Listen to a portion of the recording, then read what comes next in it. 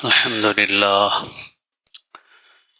لله نحمده ونستعينه ونستغفره ونؤمن به ونتوكل عليه ونعوذ بالله من شرور أنفسنا ومن سيئات أعمالنا من يهد الله فلا مضل له ومن يضلل فلا هادي له نشهد أن لا إله إلا الله وحده لا شريك له ونشهد أن سيدنا ونبينا ومولانا محمدا عبده ورسوله صلى الله تعالى عليه وعلى آله وأصحابه وأتباعه وأزواجه وذرياته وبارك وسلم تسليما كثيرا كثيرا أما بعد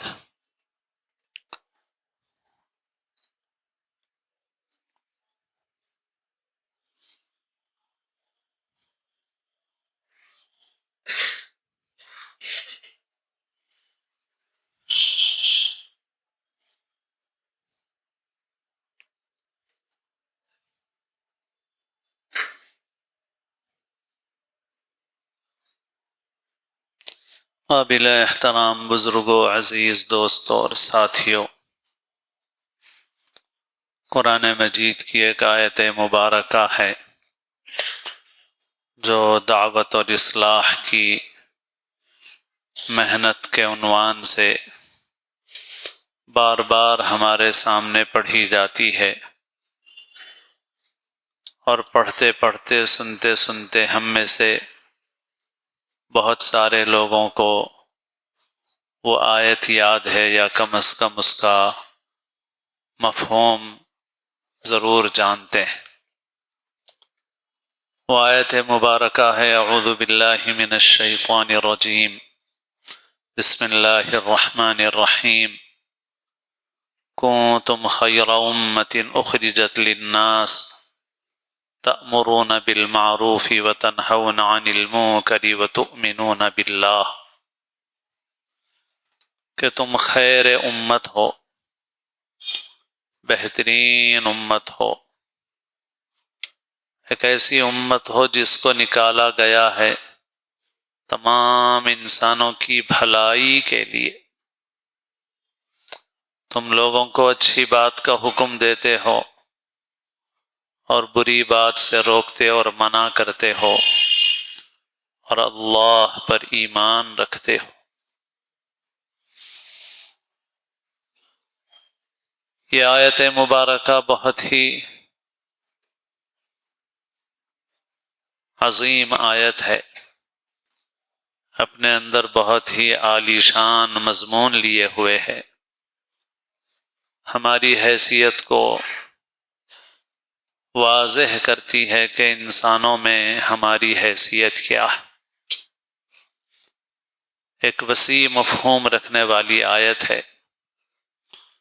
اس آیت کا مطلب یہ نہیں ہے کہ صرف ہم ایک دو نیکیوں کا حکم دیں اور ایک دو برائیوں سے منع کر دیں، بلکہ یہ پورے معاشرے کے متعلق ہماری ذمہ داری ہم کو بتاتی ہے کہ مسلمان کی ذمہ داری کیا ہے، اس انسانی سمندر میں مسلمان کی حیثیت کیا ہے، اس کا مقام کیا ہے۔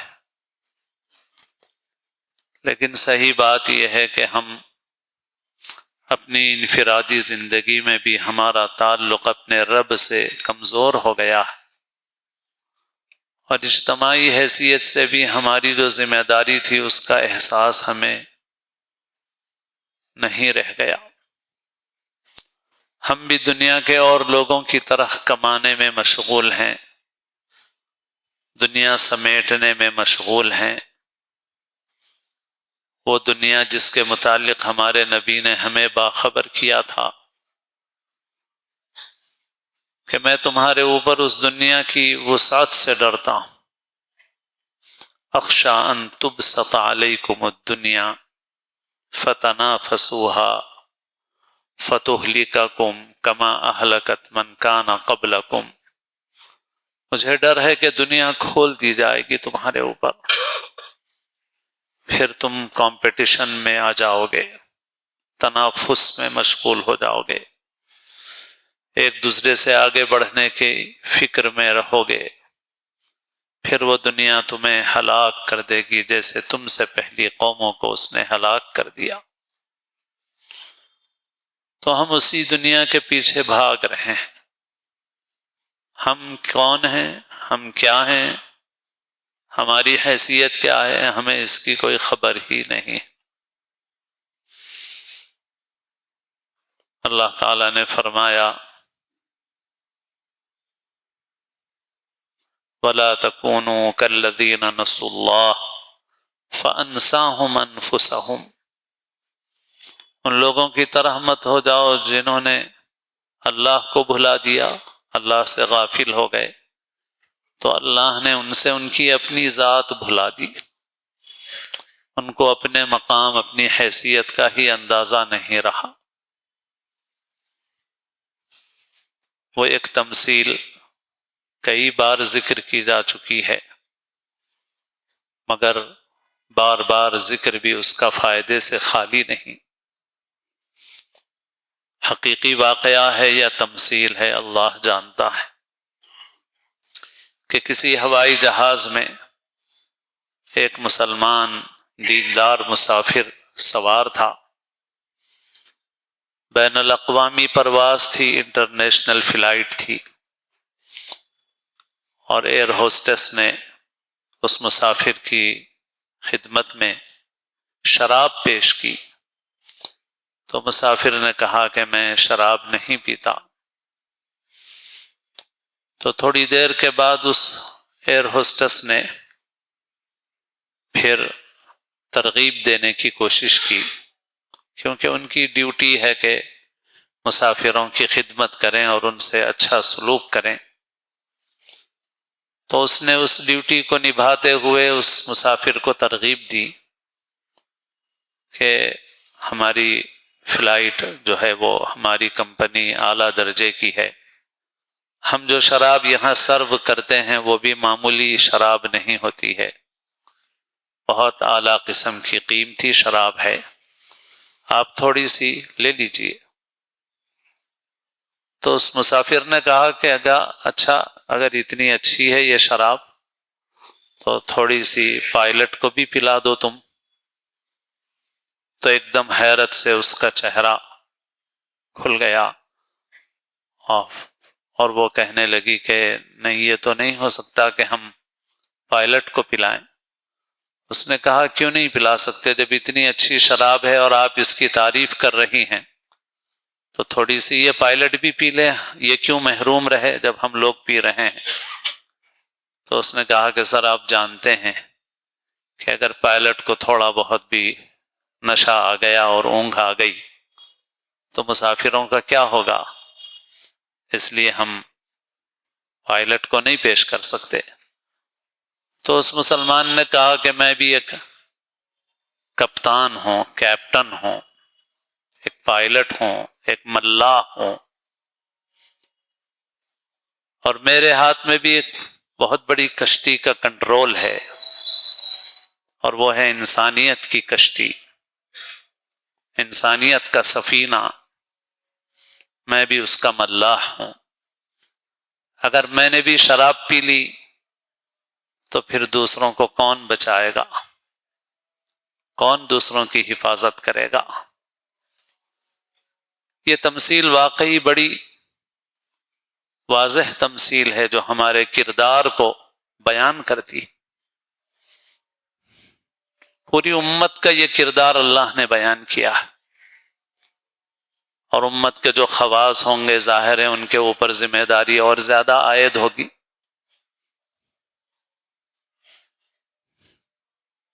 گزشتہ بھی ایک مضمون عرض کیا گیا تھا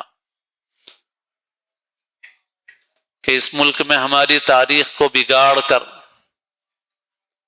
ہمارے آباء و اجداد کو بدنام کرنے کی کوشش کی جا رہی ہے، تو ہمیں اپنی تاریخ کو بچانا ہے، اپنے بچوں کو صحیح تاریخ سے آگاہ کرنا ہے، اپنی زبان کی حفاظت کرنا ہے، اپنے کلچر، اپنی ثقافت کی حفاظت کرنا ہے۔ ہم اپنے بچوں کو صرف کمانے والا بنا کے اس دنیا سے جائیں تو کوئی فائدہ نہیں۔ اللہ نے ایمان کا، اخلاق کا، کردار کا، ایک پاکیزہ تہذیب کا جو ورثہ اللہ نے ہمیں دیا ہے، اگر ہم نے وہ اپنی اولاد کو منتقل کیا تب ہم کامیاب ہیں۔ اور اگر ہمارا پیسہ منتقل ہو گیا یا ہم سے زیادہ ہمارے بچوں نے پیسہ کما لیا، لیکن وہ ایمان، وہ اخلاق، وہ کردار، وہ پاکیزہ تہذیب ہم اپنی نسل کو دیے بغیر اس دنیا سے چلے گئے تو پھر یہ کوئی کامیابی کی زندگی نہیں ہے۔ اور یہ بھی عرض کیا گیا تھا کہ تاریخ بچاؤ اور اپنی تاریخ بناؤ بھائی، اپنا کردار بناؤ، آگے آنے والی تاریخ تمہیں یاد کرے، آنے والی نسلیں یاد کریں۔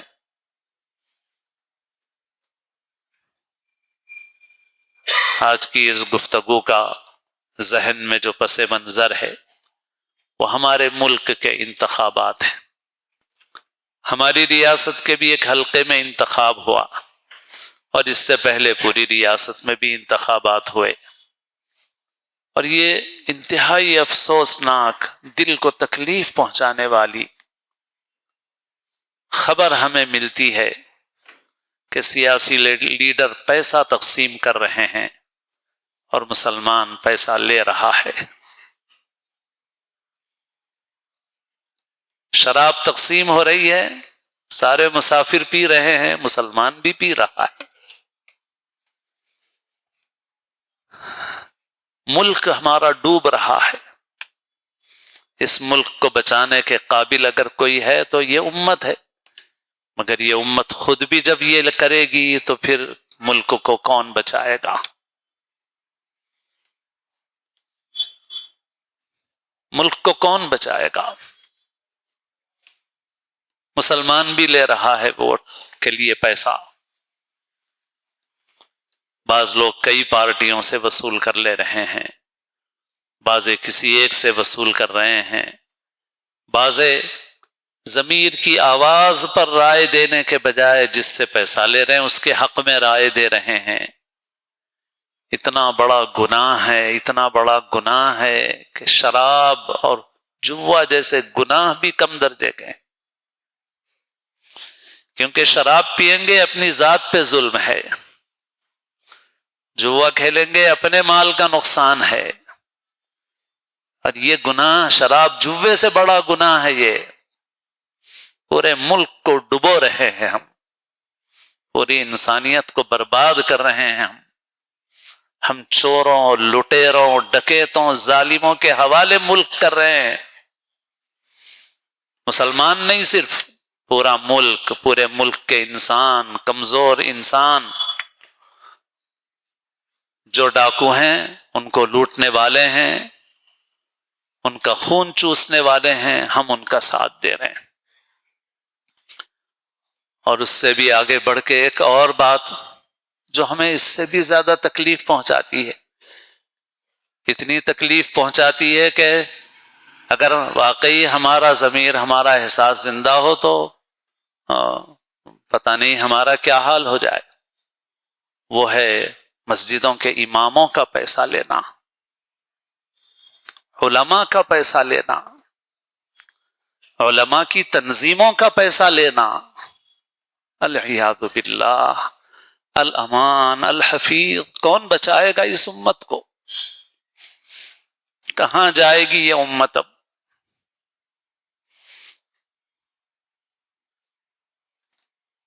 مسجد کا امام بھی پیسہ لے لے، عالم بھی سیاسی لوگوں سے انتخابات کے موقع پہ پیسے کا لفافہ لے لے، علماء کی تنظیمیں بھی پیسہ لے لیں۔ ایک موقع پر تو بعض ضلعی مقامات کے متعلق یہ معلوم ہوا کہ جب الیکشن قریب آئے تو کچھ لوگوں نے نئی تنظیمیں 2-4 مہینے پہلے سے ہی بنا لی، کسی نے مجلس العلماء بنا لی، کسی نے جمعیت الحفاظ بنا لی، کیوں؟ کیونکہ ابھی جو امیدوار آنے والا ہے وہ جب تقسیم کرے گا تو ایک 5 لاکھ روپے ہم کو بھی مل جائیں، 10 لاکھ روپے ہم کو بھی مل جائیں۔ ارے میرے دوستو، 5 لاکھ 10 لاکھ کیا، کروڑ مل جائیں کوئی اہمیت نہیں ہے۔ اور میں جیسے عرض کر رہا ہوں، اس منبر پہ بیٹھ کے عرض کر رہا ہوں کہ جن کو ہم گناہ کبیرہ سمجھتے ہیں ان سے بھی بڑا گناہ ہے، اور جس کو اللہ نے ذمہ داری دی ہے، ہم اس لائق نہیں ہیں کہ ہم اس منبر پہ بیٹھیں، لیکن اللہ نے حالات ایسے بنا دیے کہ ہم جیسے نااہلوں کو بھی ان ذمہ داریوں کو سنبھالنا پڑ رہا ہے۔ تو ہم اس ظاہر کا لحاظ رکھیں۔ اورنگزیب کے زمانے کا ایک واقعہ ہے کہ ایک بہروپیہ تھا۔ اس زمانے میں بادشاہوں کے پاس شاعر جاتے تھے، شعر سنا کے پیسہ لیتے تھے، تماشا دکھانے والے جاتے تھے، تماشے دکھاتے تھے۔ ایک بہروپیہ تھا، وہ بھی گیا اور بادشاہ سے اس نے اورنگزیب سے کہا کہ حضور مجھے کچھ انعام دے دیجئے، میں الگ الگ بہروپ بنا کے لوگوں کا دل خوش کرتا ہوں، لوگ مجھے پہچان نہیں پاتے۔ بادشاہ نے کہا کہ ہم ایسے ہی تمہیں انعام نہیں دیں گے، اگر تم نے کوئی ایسا بہروپ اختیار کیا کہ ہم تمہیں نہ پہچان سکیں تو پھر ہم جب مانیں گے کہ واقعی تم ایک کامیاب بہروپی ہو، پھر ہم تمہیں انعام دیں گے۔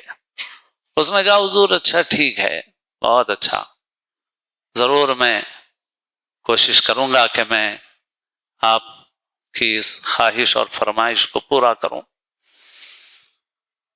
پھر وہ چلا گیا۔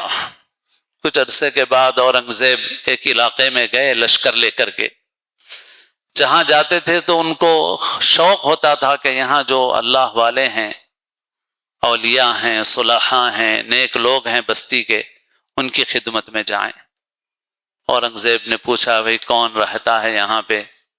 لوگوں نے مختلف اور بھی لوگوں کے پتے بتائے ہوں گے، اور ایک پتہ بتایا کہ ایک جگہ ایک شخص رہتا ہے اور لوگوں سے الگ تھلگ رہتا ہے، خدا کی عبادت میں مشغول رہتا ہے، دنیا سے اس کا کوئی تعلق نہیں ہے، کہیں بلاؤ تو دعوت میں بھی کہیں آتا جاتا نہیں ہے، آپ کو بھی اگر ملنا ہے تو وہیں جانا پڑے گا، آنے والا نہیں ہے وہ شخص۔ اورنگزیب نے کہا اچھا ٹھیک ہے بھائی، جب ایسا بندہ ہے تو ہم خود فائدہ اٹھانے کے لیے جائیں گے۔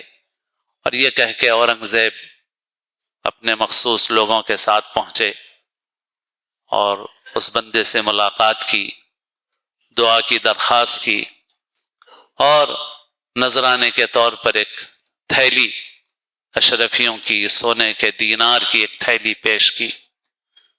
تو اس بندے نے لینے سے انکار کر دیا اور کہا کہ نہیں، میں اس کو نہیں قبول کرتا، آپ کے لیے دعا کرتا ہوں۔ بات ہو گئی، بادشاہ اورنگزیب رخصت ہو گئے واپس۔ اپنے دربار میں پہنچے تو یہ بہروپیہ پہنچا، حضور سلام عرض ہے۔ کہو کیا بات ہے؟ حضور جس بزرگ کی خدمت میں آپ پہنچے تھے ابھی کچھ دیر پہلے، وہ کوئی اور نہیں میں ہی تھا، اور آپ مجھے پہچان نہیں سکے۔ اورنگزیب نے کہا تمہارا انعام تمہیں ضرور ملے گا، لیکن ایک بات بتاؤ کہ جب میں نے تم کو وہاں سونے کی اشرفیاں دی تھیں تو اس وقت تم نے اس کو قبول کیوں نہیں کیا؟ میں تو وہاں بھی دے رہا تھا تم کو۔ تو اس نے جو بات کہی ہے وہ ہمارے لیے سبق ہے بہت بڑا۔ اس نے کہا کہ حضور میں نے جو بہروپ اختیار کیا تھا وہ اہل اللہ کا بہروپ اختیار کیا تھا، اللہ والوں کا بہروپ اختیار کیا تھا، اور اس کا تقاضا یہ تھا کہ میں پوری طرح استغنا برتوں۔ اگر میں آپ سے وہ لے لیتا تو جو بہروپ میں نے اختیار کیا تھا اس بہروپ کی شان کے خلاف تھا۔ میں نے اللہ والوں کی صورت بنائی تھی، میں تو کچھ نہیں ہوں مگر میں نے بہروپ اختیار کیا تھا، اس بہروپ کا تقاضا یہ تھا کہ میں پورا استغنا برتوں۔ اگر میں اس وقت آپ سے لے لیتا تو پھر میں اس شان کے خلاف کرتا جو شان اللہ والوں کی ہے، اس وجہ سے میں نے نہیں لیا۔ تو میرے دوستو، خدا نخواستہ اگر ہماری ریاست اس کے کچھ حلقوں یا کچھ حصوں میں علماء ائمہ نے لیے ہیں پیسے، خدا نخواستہ، اللہ کرے اطلاع جھوٹی ہو، لیکن نادانی میں، ناواقفیت میں یا کسی وجہ سے لے لیا ہو، خدا کے لیے جاؤ اور واپس کرو ان کو۔ بدترین حرام ہے وہ مال بھی حرام ہے، وہ کام بھی حرام ہے، اور اس کا نقصان پورے معاشرے اور پورے سماج کو ہے، پورے سماج۔ بہرحال میرے دوستو، ہمارا کام خالی ہم نے یہ سمجھا ہے کہ بس نمازیں خوب پڑھ کے جنت لے لیں۔ جنت ایسے نہیں ملے گی، جنت اس وقت ملے گی جب اللہ کو راضی بھی کرو گے اور اللہ کی مخلوق کو نفع پہنچاؤ گے۔ ہمارا دین جامع ہے، اس کا اللہ کی عبادت اور مخلوق کو راحت رسانی، مخلوق کی خدمت۔ اقیموا الصلاۃ وآتوا الزکاۃ، نماز قائم کرو، زکوٰۃ دو۔ صرف مالی بدنی عبادت کافی نہیں، بندوں کی خدمت کرو۔ جب تک ہم دونوں کام نہیں کریں گے اور اپنی زندگی ایسی نہیں بنائیں گے جو مخلوق خدا کو نفع پہنچانے والی زندگی ہو، اس وقت تک ہم اللہ کی بھی رضا پوری طرح حاصل نہیں کر سکتے۔ اللہ تعالی ہمیں اپنے مقام کا احساس نصیب فرمائے۔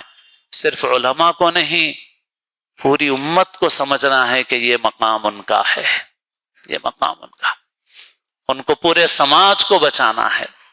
اگر یہ امت اپنے مقام کو سمجھ جائے تو آج بھی اس کو سر پہ بٹھایا جائے گا اور لوگ انہی کو اپنا بڑا بنائیں گے۔